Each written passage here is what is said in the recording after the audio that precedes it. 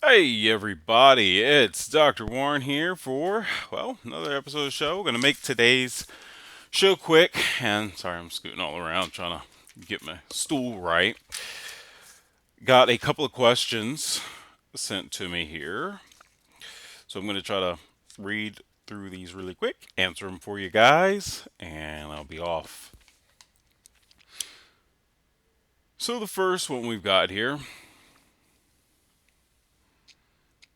is about a question about if someone lost a lot of vitamins and nutrients from their body from prolonged fasting, how and what would they do to restore that?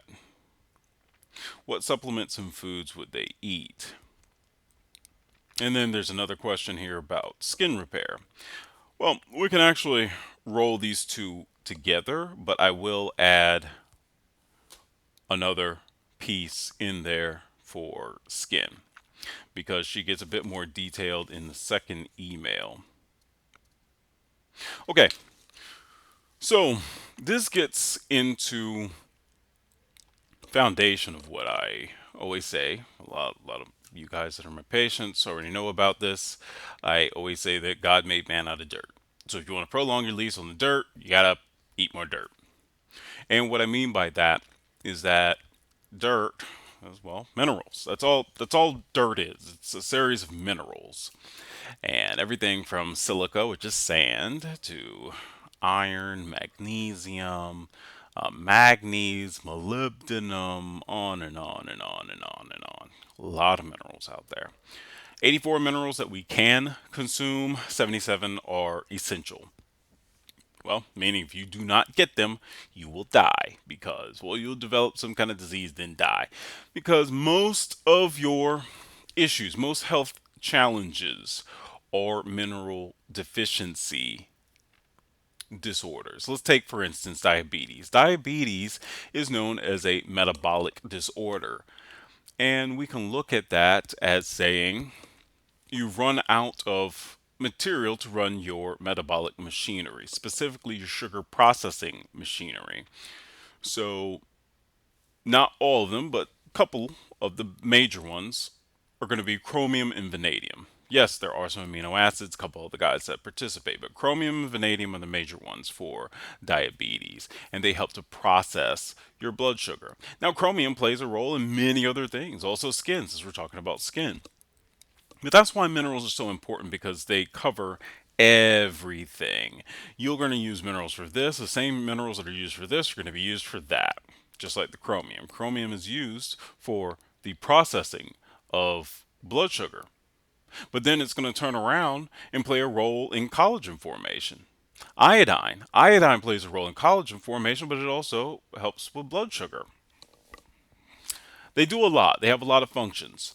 So let's get into this. We're talking about how to restore minerals that are lost during fasting. Well, my opinion is you're not going to lose a lot of minerals fasting unless you're consuming distilled water. Now, distilled water is a vacuum cleaner. It goes in, it's empty, and it's going to pull everything out indiscriminately. Just pull everything out of you. So you want to be careful with distilled water. Distilled water should be used when detoxing and things of that nature. So I know there are proponents of distilled water for all the time, but for me, I would say do not do that because that's a vacuum cleaner. Don't take something into your body that's going to indiscriminately suck out the minerals. You would be much better served having a good water filter that's going to remove fluoride because fluoride is one of your smallest metals, and then allow that to be your main water that you're taking because it's going to have some of the minerals that are in your city water. Unless you live on a farm, then great, or in a place where you have a well, then you're getting some really nice mineralized water, and you just want to remove things like glyphosate and fluoride. Glyphosate is very small, just like fluoride. So that's why you want to use that. And the specific form of fluoride is a bad fluoride, not the calcium fluoride. Yes, you do need calcium fluoride, but oftentimes other forms of fluoride are used, and we don't want those other forms because it's all about the form. One of the main ones is hydrofluoro. silicic acid. We don't want that. And there's other types of fluorides. So we don't want those fluorides. We want the good fluoride. But I'm getting off on tangents. Let's get into this. How are you going to put those minerals back? One of the things that you can do is, if you have the ability to garden, make sure that you're using some of those ashes from only wood burned in your fireplace, because we can use these enviro logs and different types of logs. They may have chemicals left in them, they may not. Let's not do that. If anything has ever gone into the fireplace other than wood, don't do that. We only want pure wood. And what we're looking for is the white part of the ash. That is actually mineral. The wood has been rendered down and the minerals are being left over. So we want to put that into the soil, and the plants love it. They're going to pull that in because that's the mineral in its metallic form, which doesn't do a lot for you. The plant is then going to bring that into it. It's going to imbue it with life. Then you harvest the plant and you eat it. That plant will then render to you those minerals in a colloidal form. Colloidal means that it's suspended in water. It's electrically charged and suspended in water. And that's what we need to get our nutrition. We need it to be alive. So that's what you're looking for. Now, if you don't have access to this, you can also use something called azomite, which is volcanic ash. You can sow that into your soil. That will give a lot of nutrition to the plants, because that'll give you, well, all the nutrients that are in the earth in the volcanic ash. Plants love it. They go wild. So you can do that. Now, another thing that you can do, if you don't have access to any of that, no planting, no farming, then what you want to do is use colloidal minerals. And I know you guys have been telling me forever to get you some minerals so that you can get them easily. I am working on that. I'm going to put that on a website or set up some easy way for you to get to it. All the things that I talk about, make it one-stop shop. You can go there, you can get everything. But another thing that I supplement with myself is going to be plant-derived minerals. Oh, do I have any here? No, I need to show you that. Plant-derived minerals. I the brand that I use is Longevity. I take that, and I also take their Beyond Taking Tangerine. That has all the plant-derived minerals in a colloidal form, and it's organic. So it's going to give you all those minerals that you need. Now, there are different supplementation needs for different people. Everyone's in a different situation. So read the directions, talk to your doctor, and see what's best for you. So that's one way. Well, that's another way, because we were talking about how to feed your plants and get those minerals into you. Now, you can also take plant-derived minerals that are organic, plant-derived, and colloidal. So they're always going to be suspended in water. So that's another way to get that back into you. Again, avoid distilled water unless you're specifically doing it to detoxify the body, because distilled water is a vacuum cleaner. It's going to indiscriminately go in and suck out all of your good stuff along with the bad, but we only want to go after the bad. So best way to do that is put those minerals into your body. When the good comes in, the bad goes out. It'll kick it out. So make sure that you're supplementing with colloidal minerals, plant-derived colloidal minerals. Make sure that they are organic. Now, let's see. And on these colloidal minerals, I will tell you this now, many colloidal minerals will show all the different minerals that are in there. You're going to see lead, you're going to see mercury. Yes, lead and mercury are part of your body. You need them in trace amounts, trace amounts, very tiny amounts. Arsenic, you need that too. It's all that stuff plays a role in playing with your DNA and making stuff happen. So you do need it in trace amounts. That's why it's best to get it from plants, because the plants know what's good for you. We're all made to depend on each other. Now, another thing that I almost missed is Himalayan salt. That's another reason why not to use distilled water. It comes in plastic. It's going to suck all the BPA out of the plastic. And that's for my next my next question. I'm going to get into that. So let's stay away from that. Now, if you have a water distiller and you just love distilled water, then distill your own water and add a couple of pinches of Himalayan salt. That's going to give you 84 minerals, and it's going to create colloidal minerals. And it's going to put the minerals back into the water. Just a tiny little bit. and it's going to put a tiny little bit of minerals back into the water, but at least it's not going to be pulling all the minerals out of your body when it goes in. Also, Himalayan salt makes the water wetter. Therefore, it is a super hydration substance like coconut water. Coconut water will keep you alive. It's super, super powerful stuff. So, that's another way to do it is to get those minerals from the Himalayan salt, throw it in your water, makes the water wetter. You drink more, you drink less water, and it also, because it's more hydrating, it also makes sure it goes into the cells more easily. Coconut water will do the same thing. I stay away from coconuts and bananas and all, and we'll get into that in another episode. Or I'm very careful where I get my coconuts from due to radioactive fallout. And we can talk about that. What radioactive fallout? Remember back in, is it 2011, Fukushima Daiichi? Well, anytime that there's nuclear fallout, a plant that's high in potassium is going to trade off its potassium for the radiocesium because it thinks the radiocesium is more yummy. So I stay away from certain plants grown in certain areas due to that reason. Okay, so I hope that was a decent answer. Let's look at your other one. So she also tells me about a burn. So this burn is actually, sorry, I'm just reading it again. Aha, open oven. So this was an industrial accident or workplace accident. Got burned from an oven, so it sounds like the hot air burned her.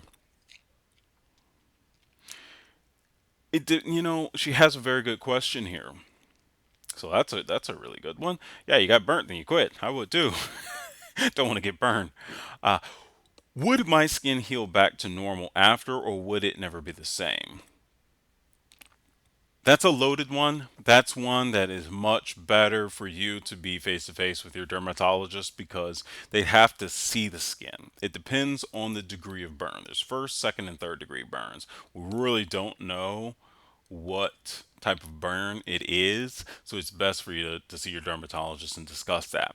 Now, let's just say that we had a burn where there's a little blistering.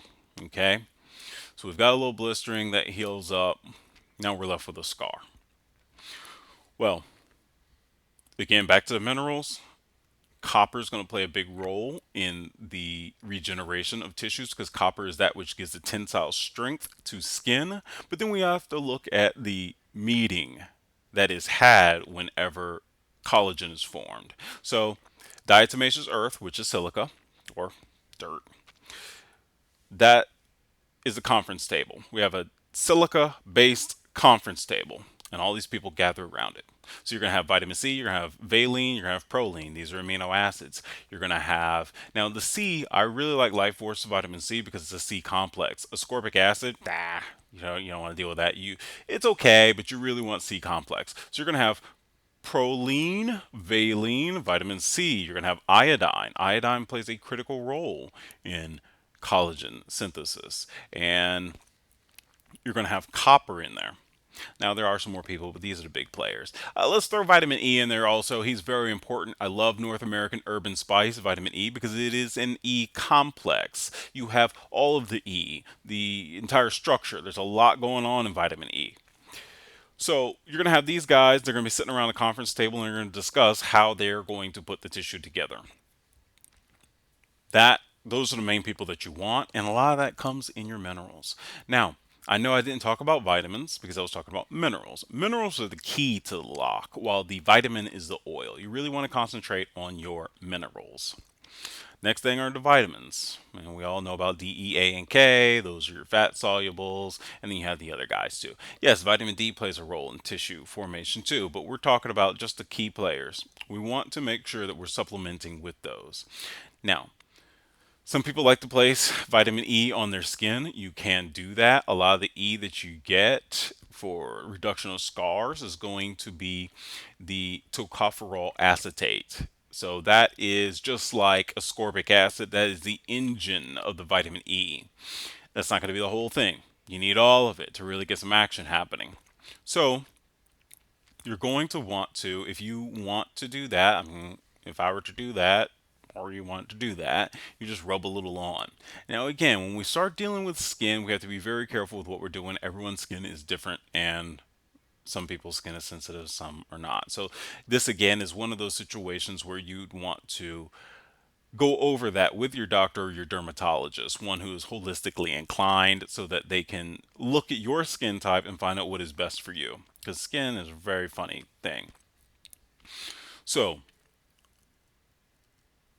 apply the vitamin E, and that would be the tocopherol acetate. Now, Nutrition has one that's pretty strong. I actually use it as my aftershave. So, my head's all shiny. So I rub that on so I can use that as my aftershave. And what I like to do is I like to combine it with a ozonated olive oil. Ozonated olive oil is very hydrating and nourishing to the skin. It supplies a lot of much needed oxygen in the form of O3. So O2, we sniff that one. O3 is very powerful. It has a third piece of oxygen, which is an oxygen radical. It goes off and kills germs, and it does wonders for the skin.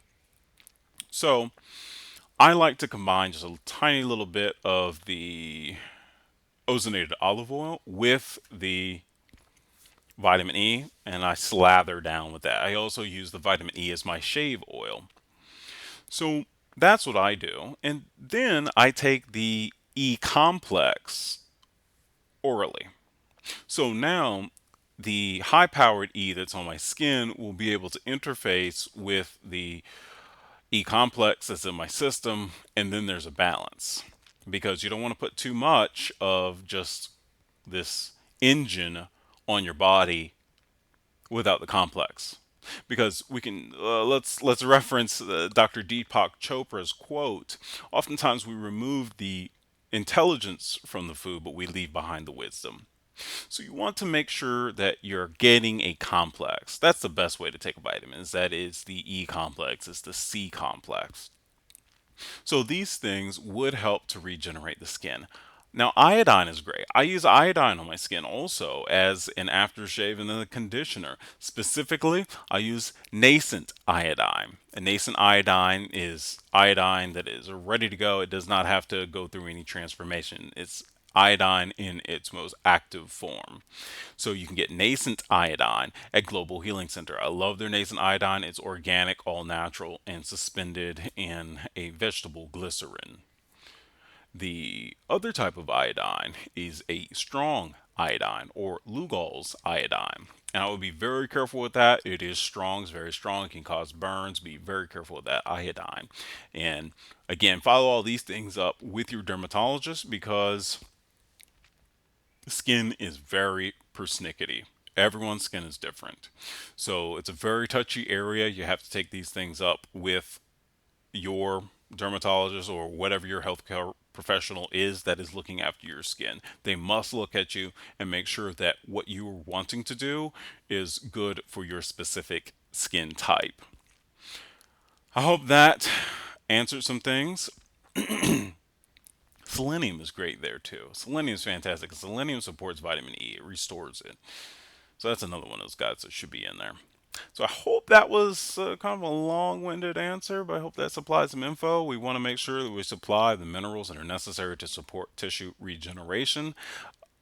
Iodine on my skin is great, and I did not explain why I like iodine on my skin. I put iodine on my skin because the way iodine works is it soaks into the very, very, very base level of the tissue and helps it regenerate from the bottom up. So it's like growing a new house. You go down to the foundation of the house and you soak some stuff down into the foundation. You pour it on the floor in your basement. It soaks through the concrete and you get more house. That's basically what's happening when you use iodine. So that's why I put iodine on my skin. And so I can grow new skin from the bottom up. It nourishes it. And it's very, very good for healing. I love nascent iodine for healing things. I put it on my cuts and whatnot. So that's skin. Now, I have another one here. One more. Whoa, I'm going on 20 minutes. I know you guys don't want to hear from me forever. I tried to make these shorter, but this one is getting away from me. Sorry. All right, one more. So, you saw some of the videos on the channel. Thank you. And oh, thanks, you like it. Now,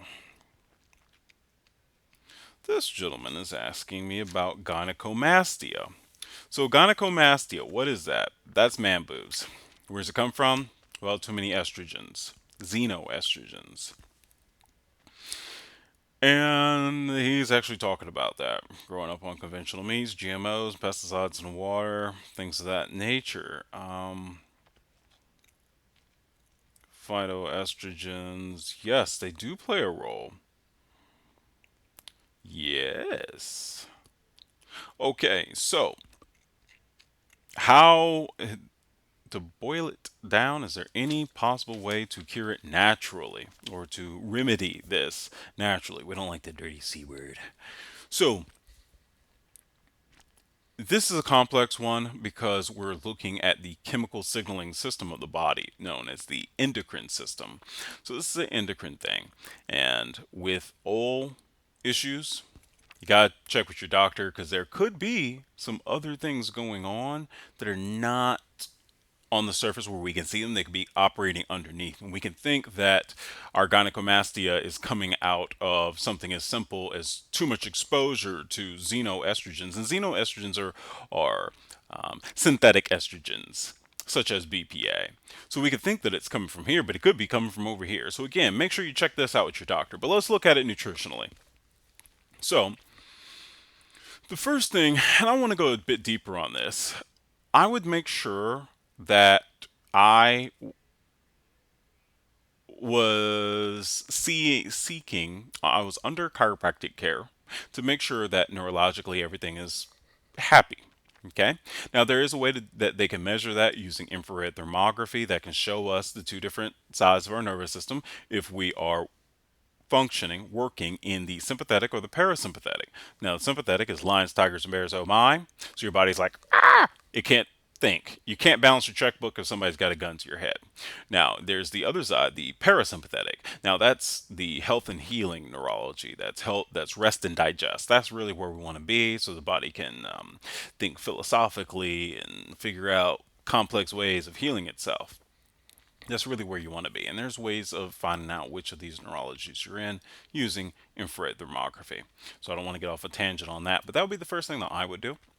Now, the next thing is you need to start to neutralize those sources of xenoestrogens. First thing you got to do is you got to get yourself a water filter that removes fluoride because there's a lot of pharmaceutical runoff, pharmacologic runoff, such as birth control pills and other things. They're going into the water and they're doing you in. You want to stay away from that. You want to filter that out of your water. Get yourself a water filter that removes fluoride from your drinking water. Next, make sure that you get yourself a shower filter. You must have a shower filter so that you are removing those xenoestrogens from the water as you're bathing because you can absorb a lot of water even though you're not drinking it, you can still absorb it through your skin and also through your lungs when it's aerosolized as steam. So make sure that you clean up your water. That removes one source of xenoestrogens. The next thing, do not eat or drink out of plastics unless it says BPA and BPS free. Ah, BPS. Yes, that's another type of BPA. It's another one of those things. Don't do it. Another phthalate. Or phenol. I'm sorry, that's bisphenol. Bisphenol A, bisphenol S. Stay away from those things. It'll say BPA free, but is it BPS free? Don't know. So I like to deal with metal and glass if at all possible. Make sure that you're doing that. When you're going to store your foods, make sure that you're storing them in Pyrex or some kind of glass container because there's now, well, Pyrex is old. There's now borosilicate, which is actually stronger than Pyrex and a little bit thinner. But as long as it's glass, labware, you're fine. Make sure that you're doing that. Next, you want to make sure that your food is non GMO, organic, and free range. Now, the trick is the industry is pulling a little trick on us. They said your beef is grass fed. But then the last, I forgot how many days, right before slaughter, they start to fatten them up on corn. Is that corn organic? Hmm? So you want to make sure that your beef is grass fed, grass finished. Grass fed, grass finished. Make sure that your beef is grass fed, grass finished. The next thing is now looking into supplements. How's your zinc? Look at your zinc levels. There are blood tests for zinc. You can find out what your zinc levels are.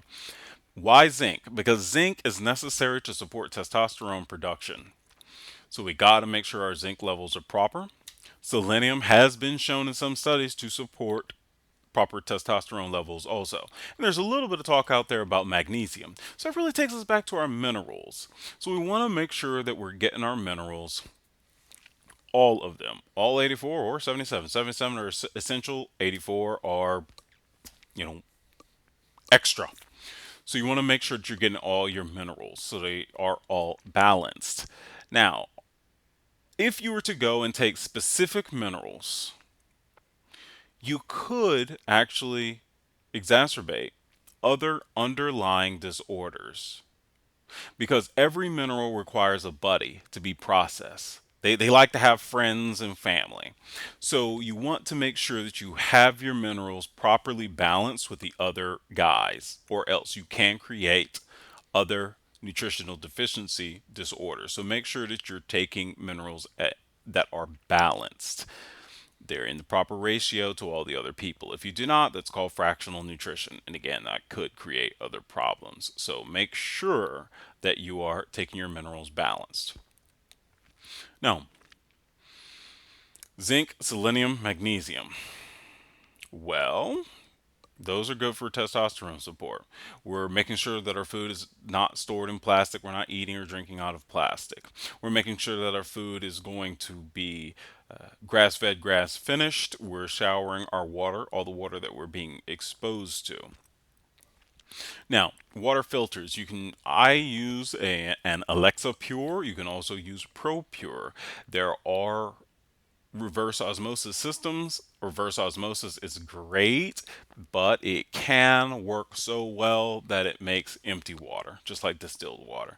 So if you're going to go with a nice fancy reverse osmosis system, make sure that you test your water regularly and make sure you are adding a little bit of that Himalayan salt to it so that you can reconstitute and it's not pulling minerals out of your body. It's not being a drain on it. Now, the next thing we need to start, we looked at a couple of ways to raise our testosterone with minerals. We can also add an herb, ashwagandha. Ashwagandha is fantastic for boosting our testosterone. Now, one of the things that we've got to make sure is that you do not have low blood sugar or that you are a diabetic. That's why I always urge you to take this up with your doctor because everyone's situation is a little different. You may say, well, I have this problem, and then we go and use this herb, but then it exacerbates another problem we didn't even know we had. So make sure you chat with your doctor about getting on these things because hypoglycemia or low blood sugar is a very dangerous thing. Ashwagandha has been shown to be able to control blood sugar, actually lower blood sugar. At the same time, your it will raise your testosterone. Also, maca root. Maca is fantastic for raising testosterone. So maca is really great. Now, we have maca, we have ashwagandha for boosting testosterone. Now, what about exercise? Exercise is one of the most important things. And this is a very, very, very, very, very powerful exercise. Yeah, I had to put a lot of varies in there to make sure you know how powerful this is. But again, you must do this under supervision because you can do grievous damage to your spine. And that is the deadlift. It's one of the most complex movements in exercise, in weightlifting, but it's one of the most powerful because it's a compound movement. It significantly raises testosterone because you're using all the muscles in the body if performed correctly, but it can expose you to a lot of danger. So be very careful with that. Make sure that you have a trainer to show you how to execute that movement properly. And if you have a trainer, they're going to start you light and they know what they're doing. So make sure you have a trainer to do your deadlifts. The other thing that you can do is you can perform a squat. The squat does not support testosterone production as much as the deadlift. The deadlift is the number one exercise to boost testosterone the most. So we can do our squat. We can do a deadlift. I prefer deadlift, but make sure you're doing that with supervision. That can be a very dangerous exercise. if not performed properly. Now, you also need to do bench press. Make sure that you're doing that properly. Don't flare the arms out. Make sure that everything is working biomechanically sound. Again, trainer would be fantastic for that. Now, why are these important? Not necessarily to get large, but it's important because when we're using all of the muscles and doing compound movements, meaning we are using two or more joints to execute a movement and we are using the large muscle groups, we are producing a lot of testosterone or the precursors thereof. We're stimulating the muscles. Not only that, but we're exercising the bones. And by putting that strain on the bone via the muscle, you are activating the bone to look for minerals. So they will pull minerals into them and act as they should as storehouses of nutrition, of minerals. So make sure that you're doing that. So compound movement exercises, very, very powerful. Last but not least, we have to make sure that your omega-3 ratios are proper. Omega-3, 6, 9. Are those there? Now, I should have said that for skin. Omegas play an important role in skin health also, but definitely for hormonal function, we have to look at our omegas. Omega 3, 6s, and 9s, we have to do that. And there's a ton of omegas that come in that category. Make sure that you're looking into those guys. Now, a vitamin that I did not mention is vitamin K, specifically MK7. So, vitamin K is K2, there's K1, there's K2. And before I go any further, please be careful with this. Talk to your doctor. This one can kill you because vitamin K was originally known as the coagulation vitamin. And my German accent was any better, I could say it as the guy who found it, named it. So, you want MK7. That's the form of vitamin K, or the form of K2 that you want is MK7. It has been shown to have the longest half life in the blood, meaning that it stays there the longest and does the most for you. Now, when we're looking at K, we also need to have our D in there. Again, ratios, right? Your K and your D2 need to be balanced. Pure Encapsulations has an excellent brand that a lot of people love, a lot of doctors love because it's pure. There's no GMOs, no fillers, nothing weird in there. So make sure that your K2 and your D3 are together. That's a great vitamin combination for lifting, boosting your testosterone. Make sure that you're using those guys. Now,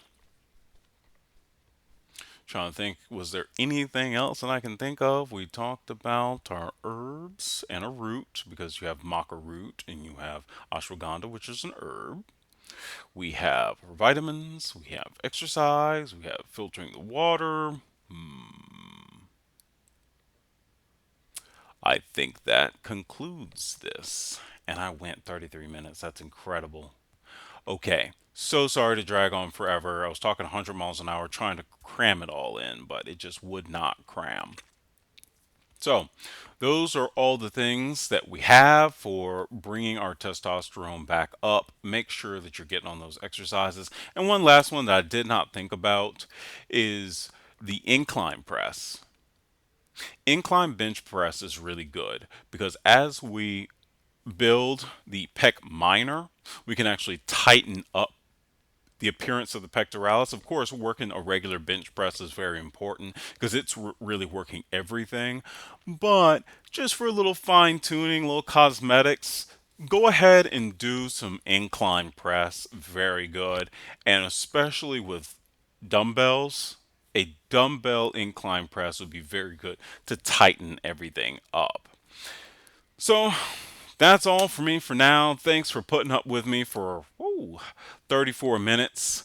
And as always, please make sure that you do not do anything that I tell you on here without talking to your doctor because I don't want you to kill yourself and have your ghost following me around. Well, till next time, see you. Bye.